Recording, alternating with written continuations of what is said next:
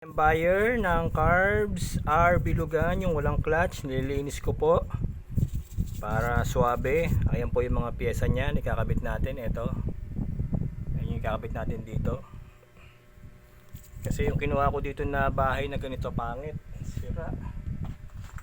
Diyan ka lang, diyan ka lang.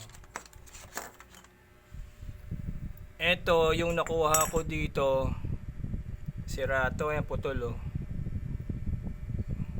Dapat ganito yan, yung may yan oh, may nakalawit.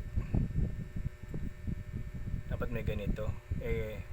Pagbukas ko putol. Kaya naganap ako ng ibang bahay. Ito yung mga pyesa naman niya, ang pangit. Mga pulbos. Ito pa yung gagamitin ko, yung malinis. Lalagay ko lang dito. Mamaya po, testing natin dun sa testingan natin. Ito pala. Ito yung testingan natin na focus mo to. Yung testingan natin na wala daw kuryente, yung walang kuryente nung may na issue yan. Yan pa rin ang nakakabit dyan na pang testing natin. Yung nag-scam daw ako, sabi naman ng isang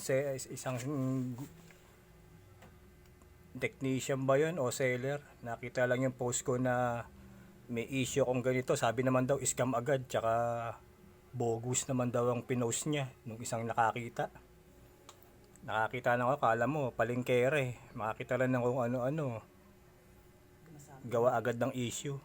Ayan o, yung issue sa akin stator, yun pa rin hanggang ngayon. Nakailang testing na ako dito ng carbs, yun pa rin ang gamit ko.